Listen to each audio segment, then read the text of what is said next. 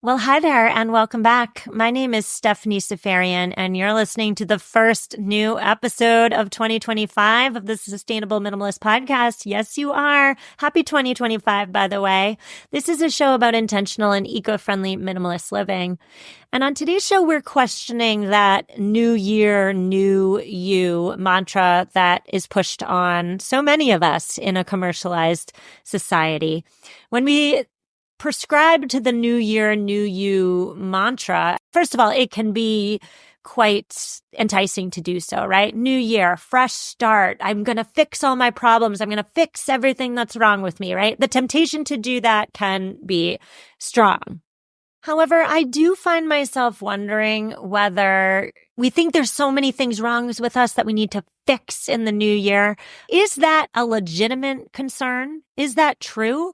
Or is that desire to fix all our problems a commercialized construct? Because remember, the media and advertising in particular, they do their best work when we feel bad about ourselves, when we identify perceived problems about ourselves that we feel like we need to fix. When we try to fix what we've been told is broken, that's when other people, other corporations make money. They take our money. And certainly, while there is a difference between self-improvement, trying to become the best person you can be versus just throwing up your hands and saying, oh, this is who I am. Who cares? I'm my messy self. There's a middle ground there. And today my guest and I are trying to nail that middle ground down. I want to know, can we become the best we can be without subscribing to the frankly untrue belief that, again, is pushed on us that we have problems we need to fix. We need to be skinnier. We need to read more books and get smarter. We need to be nicer. We need to volunteer more. Do we? Do we? So here to help me break all of this down, new year, same old wonderful you, perhaps, is Tyler Moore. This is Tyler's second appearance on our show. I'm so excited. Tyler has a book coming out next week. It's titled Tidy Up Your Life: Rethinking How to Organize, Declutter, and Make Space for What Matters Most. Tyler, welcome back. How are you? Tell me what is going on in your life. Give me all the details. So excited to have you back. Thanks, Stephanie. I'm so excited to be back. It's an exciting time in my life. I feel like as I'm preparing to launch my book into the world, it really is in some ways, I don't know, a culmination of a lot of the work that I've been doing over the years to try to provide people with practical tips on how to organize and tidy and clean while also just trying to have some semblance of self along the way. I feel like we all lead such busy lives that we're all looking for small ways to tidy things up. And even me, as I'm recording this, I'm still balancing teaching full time with my 3 young daughters at the same school as me, which is exciting. I have 2 of them that wave to me. One of them will not wave to me, but we're still in our small 750 square foot apartment and just trying to navigate life and trying to see what we can tidy up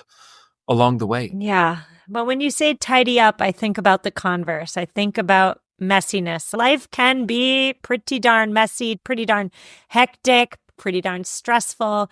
I want to tell you on air, Tyler, last time you were here, you mentioned that you walk your children to school every day. And that was a real beautiful moment in your days. It's like an anchor amidst the stress, amidst the craziness. And that's really stuck with me because I think what you were saying there was this small moment, seemingly small moment of having the freedom, having the space in your life to walk your children to school. And it sounds like you're walking yourself to school as well, perhaps.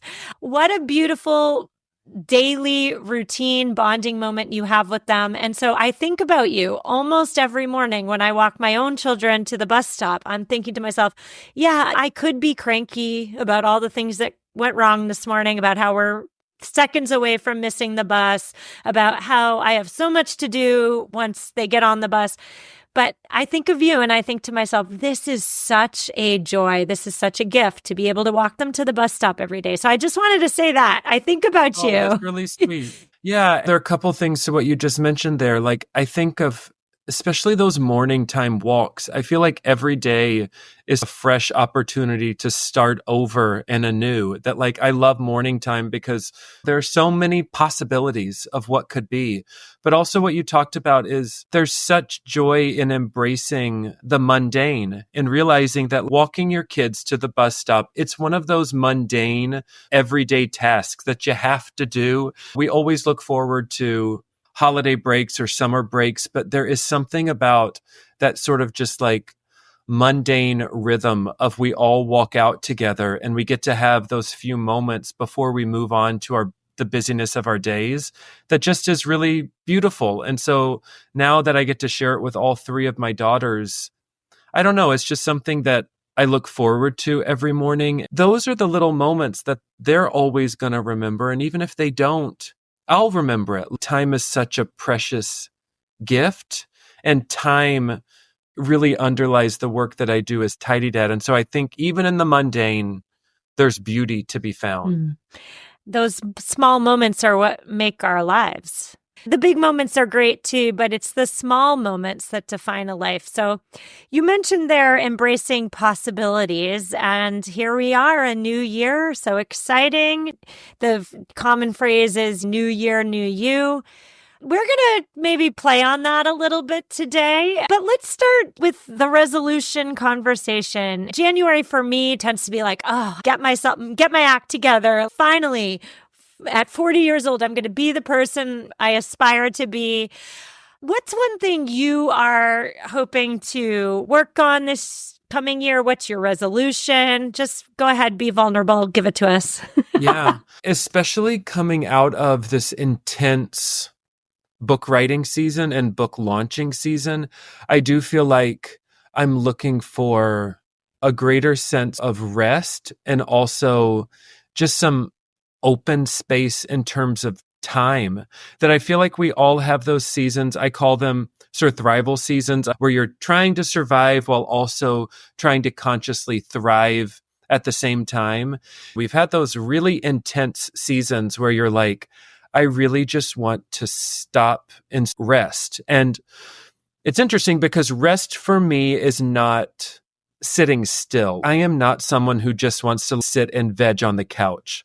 Rest for me is saying to my wife a couple weeks ago, I really loved competing in my first triathlon last summer. My friends are doing one in Cape May, New Jersey in June, where you have to jump off a boat in the middle of the ocean and you swim a mile in and then you do your bike and your run. I think that's what I really want to do. And so she was sort of like, okay, if that's how you want to quote unquote rest, do it. I feel like rest for me is just having the space and time to pursue some of those things that just not only enrich my health, but just get me outside in nature and allow me to push myself or challenge myself in a new way. And I know that idea of rest, like it does look different for everyone. Training for that Cape May triathlon really does sound restful and fun to me. That's so interesting to me because you're using the word rest there, but it doesn't sound like rest to the rest of the world. I'll be completely honest. It sounds like what you're saying is that you want more time to push your boundaries for personal development, let's say.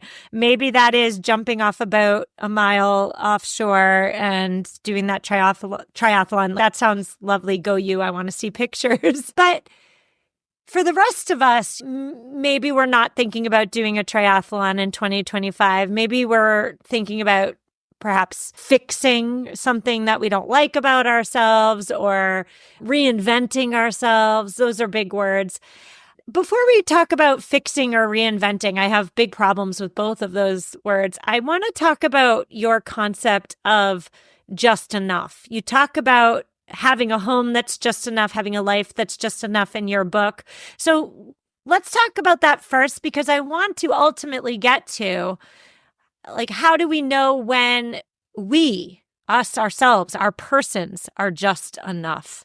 Yeah, I think that's a great question, because even when you're talking about the example that I just gave of like training for the triathlon, like it's one thing to say, oh, I would love to do this, but it's another thing to then think practically about what that means. What does that mean for my family? Like in my case, I have the 3 young daughters. What does it mean for my time? I'm a full-time teacher by day. What is that going to look like to train? Am I running in the afternoons? Am I doing a lot of this work on the weekends? How am I balancing work with my wife? Because I can't just say, all right, Emily, I'm going to be gone every Saturday for the next 12 weeks because I've got a triathlon to train for. That can happen. But that concept of just enough, what it does is it allows you to set some boundaries over certain categories or areas of your life that actually might help to make a bit of space. And for me, this school year, I'm at a new school. I switched schools from the previous one where I had been there for 13 years, and I switched to a new school where the school day is a little bit shorter, where I have a longer time in the summer. I have the exact same schedule as all 3 of my daughters, which is something that we haven't had before. And so even that one decision of, I would like to switch schools to a school that's closer to my house. It's only 6 blocks away now. That inherently opens up time, that sets a boundary that allows for the space for these other things to happen. Because whether it's minimalism or tidying or setting boundaries with our time, our physical space, whatever it may be, so often we talk about, is it just like editing? Are we constantly just trying to remove so that we have the bare minimum of something? Whereas the flip of that, I feel like with this idea of just enough is, in which categories of life can you edit certain things in order to make space for the other things that you value or want to have the time and space to flourish, if that makes sense. It definitely makes sense. And I'm thinking about the contrast of what you just said with what our culture tells us we should be striving for. We're told, we are conditioned, we are, dare I say, brainwashed to seek out more or better. But what I hear you saying is that when we're constantly striving for those cultural ideals of better or more, we then by default have no space to train for the Cape May triathlon. Is that right? Yes. And the example that listeners may have experienced is, and because I've gotten it myself, where people say, oh, it must just be so nice to be off school in the summertime with your children. I have to do X, Y, or Z and just wish I were able to do that. Or people say, it must be nice to go on that vacation. I can't because we've decided to spend in like X, Y, or Z category. And what I've had to learn is the counter to that is to not, because it can be easy to give excuses or to try to make the other person feel better. But I've also learned to get a bit more bold and say, I'm able to do that because I made the decision to step back in my career and I'm not on the administrative track anymore. And I've decided that for this season of life, teaching is just enough for me. I really love what I do. And I also love the byproduct that I'm able to spend the summer with my kids. So there are trade-offs. And I think that so often it's hard to unpack sort of some of the feelings that we have or the questions that people ask us. And I have learned that sometimes I'm able to say, yeah, we went on the vacation because we're still driving a 2000 Chevy Malibu that I bought from my grandma for $500. The car's 25 years old, but it's still running. So why do I need that brand new car with all those bells and whistles when that would likely mean this exorbitant car payment, or it would mean that I would have to give something else up? Or because we're in New York City, it means that it gets hit all the time, or I'm not able to get it into a parking spot because I really need a small, compact car. So I do think that there are layers to this conversation of just enough, and we have to give ourselves permission that it's okay to set boundaries so that then other areas of our life can have space to grow and flourish. Yes. All right. So you mentioned there are layers to our conversation, like an onion, right? We're going to peel back those onions and let's just do it. I really want to get to the bottom of you and I and listeners who are hearing us talk right now, how they can know when they are just enough, just like your salary is enough, or just like the 2000 Chevy Malibu is enough. I tend to be intrigued by the idea of New Year's resolutions because it's a fresh start. It's a new day for me to get my life together, basically. But I find myself, I just turned 40. I'm not thrilled about that, but I find myself wondering, wait a minute, am I just enough? Am I just fine the way I am now? Do I actually need to spend the entire next year improving upon my perceived flaws? There's a difference between personal development, like becoming the best you can be, versus becoming better because we think we're lacking. So how can we know if we're just enough the way we are right now?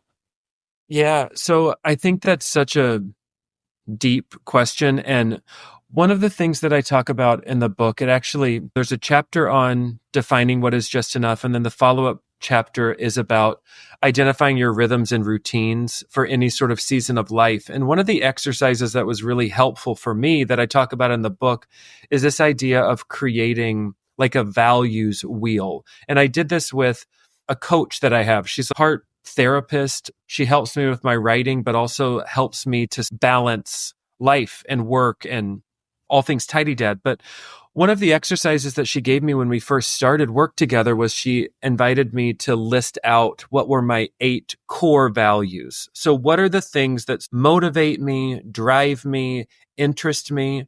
And then she invited me to put these all on a wheel. And basically I had to rank the degree to which I was actually living out any one of those core values.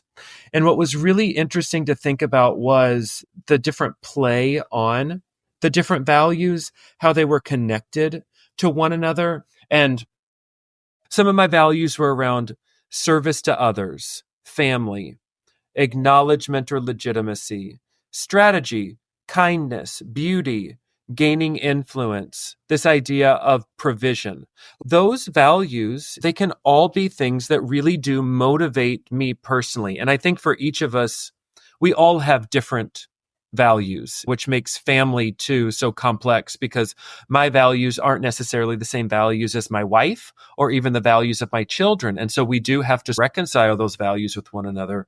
But for example, if I have a priority around family, but yet I'm so focused on finance, that's inherently going to have an impact on the relationships that I have with my family, the time that I'm able to spend with them, which then could have a bigger impact on this value that I have around kindness or helpfulness. So I do think, deep at the core to your question of, am I just enough? Or even, am I enough?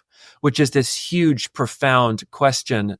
There is underlying that deeper values work, which I think can be then your litmus test to see, is the decision that I'm making in alignment with my idea of what is just enough? This promotion at work, what is that going to do to these other values? And it's not about balance per se, but it's the degree to which you want to be living out that particular value. So that's an exercise that I feel like when I've been really stressed or anxious, like it's helpful for me to go back to those values and then again do that check with myself of, okay, this week, to what degree am I in alignment with these values or not? And are there things that I can do to be more aligned, or what am I going to need to let go of in this moment of time? Yeah.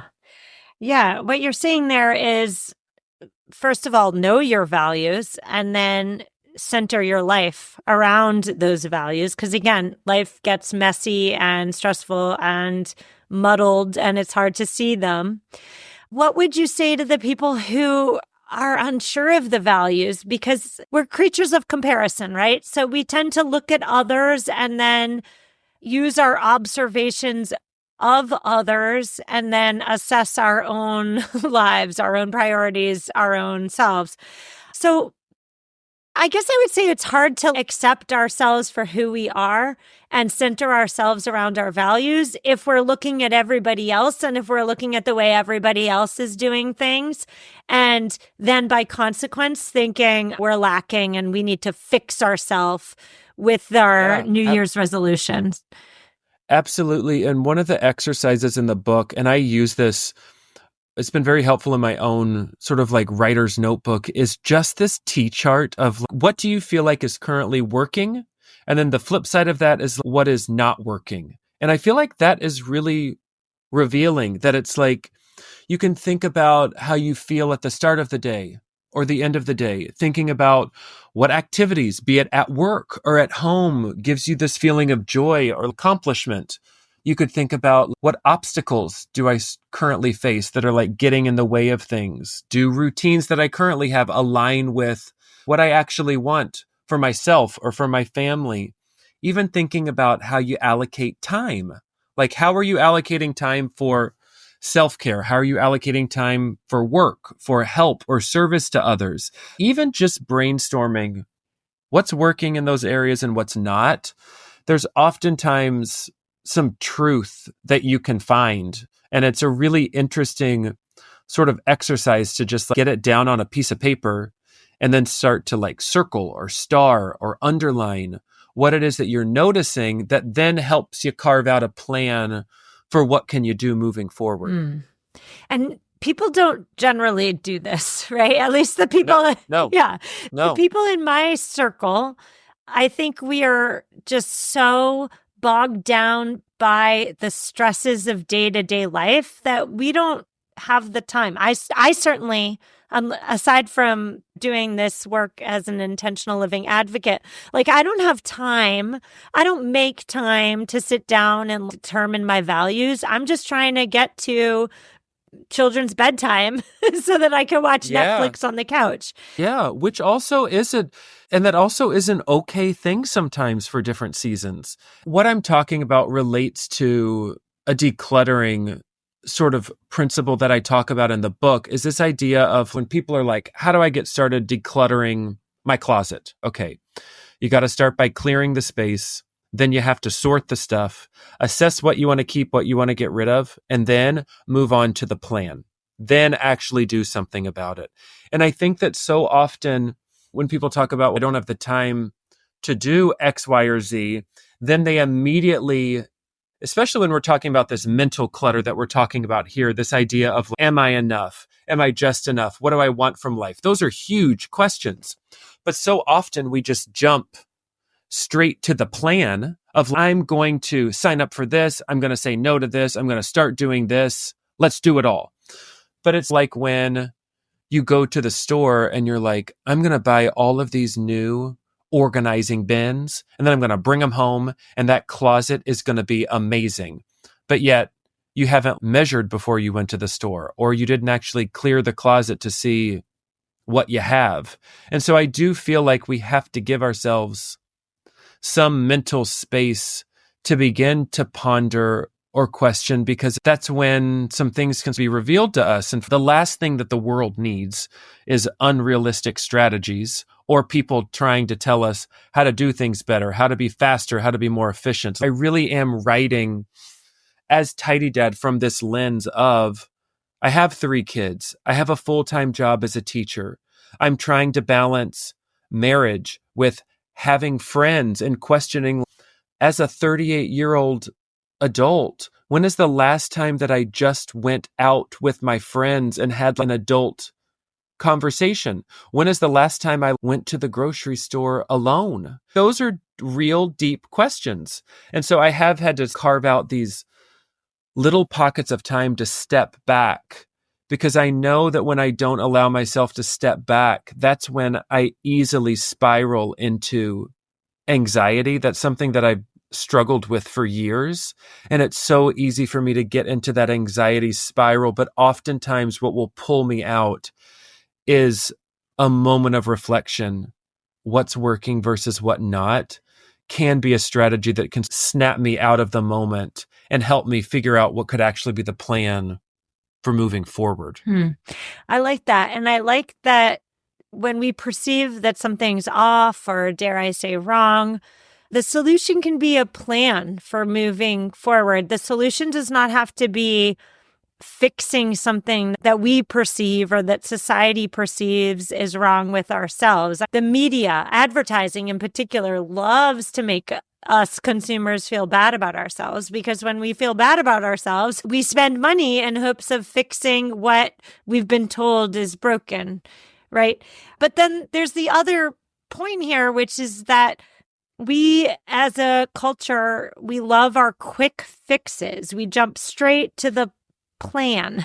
We jump straight to buying the organizational bins as opposed to stopping, thinking about our space, thinking about how we want it to look before acting. We act first and then think later. I am so guilty of this. Yeah, I totally agree. And it's funny, I sometimes think of New Year, New You for many is like New Year, dare I say, screw you. January 1st comes right after. For the majority of us, we have just come through an intense holiday season, factoring on also if you have kids, you have just thrived back to school, that slog from August or September through December that is so challenging and tough. And yet everyone is so tired, but then it's, oh, January 1st comes.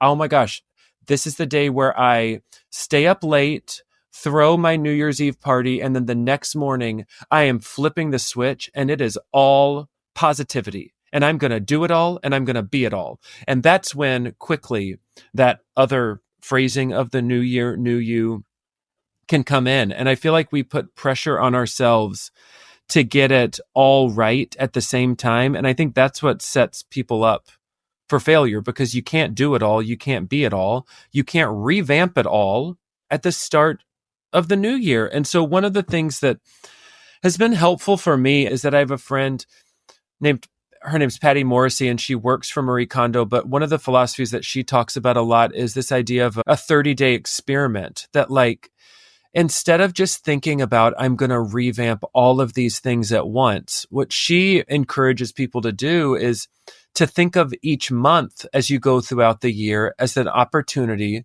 to experiment with a routine. It could be a routine around the house. It could be a routine related to self. It could be a routine related to work or family. And then set intentions around that routine, but experiment with it for 30 days like a scientist would. Scientists, they start experiments with the hypothesis. They don't know how it's going to end up.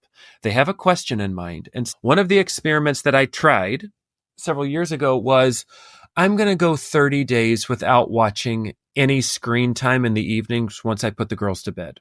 That was naming the experiment. What was my hypothesis? My hypothesis was, is not having screen time in the evenings going to help me sleep better? Is it going to allow me to read more books? Am I going to feel less anxious or overwhelmed? I experimented with it for 30 days. Now, did some of those hypotheses turn out to be true? Yes. But what was also true was I really missed a few of my TV shows. And so at the end of that 30 days, I decided, you know what? I'm going to try just having screen time on the weekends and try to eliminate it during the work week. And so when you try to experiment with certain things, as opposed to just saying, I'm making this list of resolutions and I'm doing them all right now, I feel like it does invite that opportunity for you to learn something new about yourself, or learn something new about your way of thinking, or see, does this actually lead to a positive change, or does it not? And if it doesn't, then move on to the next experiment. So that's been something that's been very freeing for me as I think about, what do I want to do? How do I want to experiment? And my triathlon from last summer, it literally started as a 30-day experiment for the month of July. And the experiment was to train for a triathlon. And the hypothesis, or the question that I had in mind, was, am I actually going to enjoy swimming, biking, and running? And that was it. And so at the end of it, I was like, yeah, this is fun. And I continued on with it in my future. This message comes from Greenlight. Ready to start talking to your kids about financial literacy? Meet Greenlight, the debit card and money app that teaches kids and teens how to earn, save, spend wisely, and invest with your guardrails in place. With Greenlight, you can send money to kids quickly, set up chores, automate allowance, and keep an eye on your kids' spending with real-time notifications. Join millions of parents and kids building healthy financial habits together on Greenlight. Get started risk-free at greenlight.com/pod. That. And what I like about it is you're approaching the New Year's resolution through the lens of curiosity. You're not approaching it through the lens of there's something wrong with me that must need to be fixed. And instead of revamping everything, you're choosing one perhaps behavior that you can improve upon, let's say. And that's what human psychology says is the best way to do it. Instead of saying, this is wrong about myself, instead of saying, I don't know, I want to be less wasteful, you instead say, I am going to buy less, right? Like instead of attacking a perceived trait within you, you are instead changing a behavior. And so I like all that and I'm on board.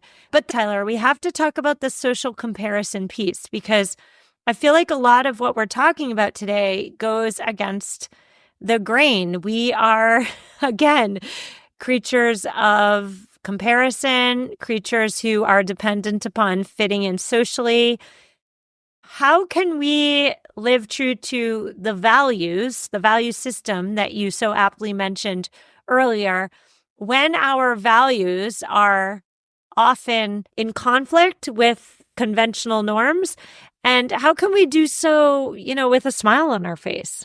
It's a great question because one of the reels that went viral for me as Tidy Dad last year was people were very upset about my 3 daughters sharing a bedroom and the fact that they have a triple bunk bed. I was like, you know what's funny about this? I was like, in American culture, for some reason, everyone tells us that every kid must have their own bedroom. But yet, for the majority of parents, their goal is for their children to someday go to college and quite possibly live in a dorm room where they're then going to have to share a bedroom, in many cases with a complete stranger. And may I also add, sleep in a bunk bed. So I put up this video where I showed the triple bunk and then I showed a college dorm room. So it got a lot of attention at first. And then after about 6 weeks, I started to get the most hateful posts, the most hateful comments on it. And it was people telling me that I was a horrible dad, that my children are going to hate me, that they're all going to resent me, that they're never going to come and visit me. And then on each of these, whenever people would comment, I would click on their profile. They weren't people that were following me. And then I quickly learned that they were all these teenage or early 20s kids who I guess had been really upset about either sharing a room or not sharing a room. I don't know what it was, but they were taking out so much of their anger and rage on me. And that video has incited this debate. And I feel like, to your question, I have had to grow a thick skin. And whether you have a social media presence or not, sometimes your neighbors that you run into on the street can be just as vicious as the online trolls, or that mother-in-law who's constantly asking you questions, or that coworker that you're with asking you things about the vacations you've taken, or why are you still living in that small house, or don't you want to be doing more with your life? Or if you're a parent who's staying home and saying, when someone says to you, oh, it must be so nice to be off all the time. I wish that I had the flexibility and just time to myself like you do. We get these judgments all the time. And so I do think it goes back to those values that we were talking about at the start.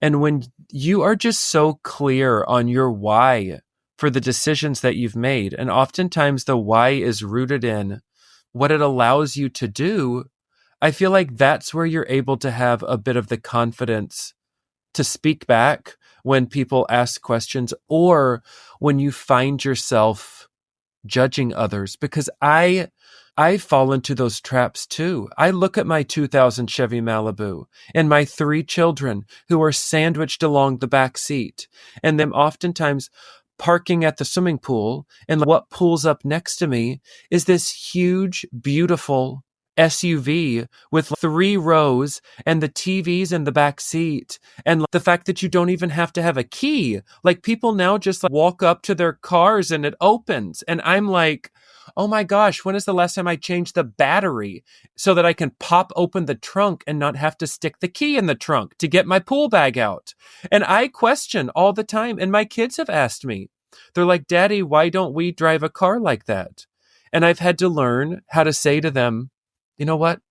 Your mommy and yeah, that's a beautiful car, isn't it? I can appreciate something that somebody else has. But you know what? I also really love that we're able to do X, Y, or Z.